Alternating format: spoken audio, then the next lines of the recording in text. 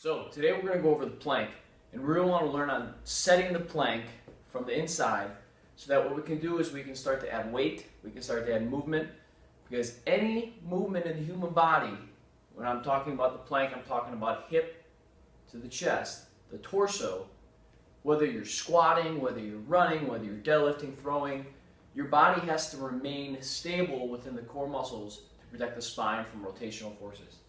So what we're going to go over today is how to lock in properly into your plank, and I'll start by standing.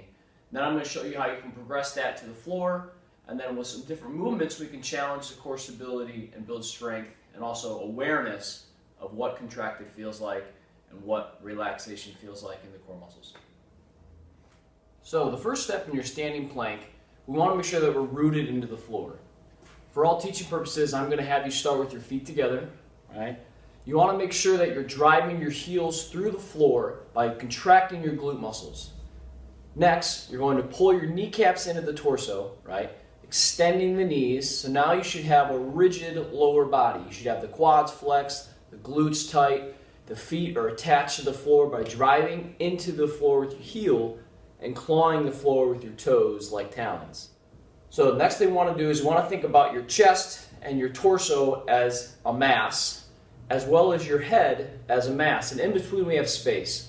We want to think about creating space between those two masses, and how we're going to do that while keeping our lower body rigid is we're going to drive our elbows down by depressing our shoulder blades and squeezing them together. And you should feel some activation going on in your lats, and that is a big crucial step here. Now what happens is sometimes people do this, but they end up bowing their chest out, right? So the next step is to think about drawing the rib cage back into the body. So now you have a rigid lat, you have abs drawn in.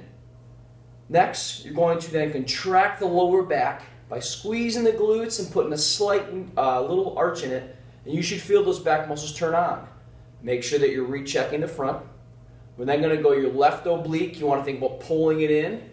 Your right oblique, pull it in, and now you should have a very stiff, rigid torso and lower body, and you are essentially in your standing plank.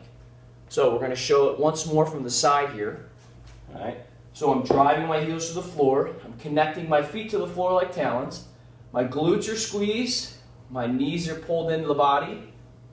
I'm driving my lats by pulling my shoulder blades down and together. I'm keeping my rib cage pulled into the body, right side, left side, lower back, and I'm in my rigid plank. So now that you have learned the plank in the standing position, it's time to now take you down to the floor. So we want to start you down on the floor. We're going to first position our elbows underneath our shoulders, right? You want to make sure that your toes are tucked. So how we want to think about doing this is your hands turn down. Once again, they're parallel to each other.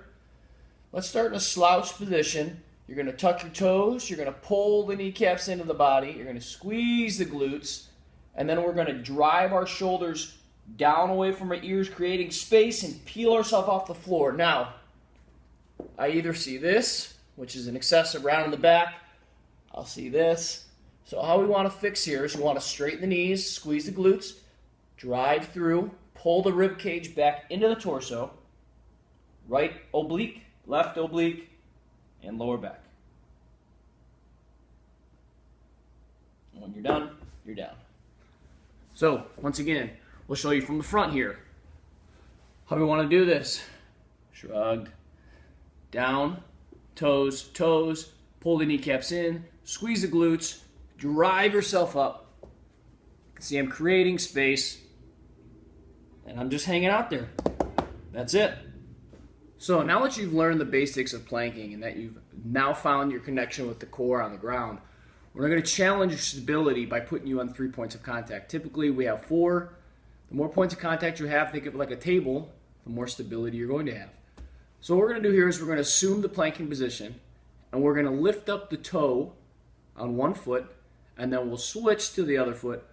And then if you can master that, we'll then get you going with the hand out in front. So I'm going to do all 4 here for you, and we'll go through what each one should look like. So we'll start you off. Remember, forearms are parallel, Elbows under the shoulders, tuck the toes, pull the kneecaps in, squeeze the glutes, peel yourself off the floor. So I'm just hanging out. Right foot comes up. I pull my hamstring and squeeze the glute to drive the heel vertical. You can see that I'm not changing my level. You want to think about having like a cup of coffee or a glass of red wine on the lower back and upper back, no spilling. So the next progression you're going to go with is going to be taking a hand and you'll reach it straight out, fully extending it, not allowing the hips to rotate.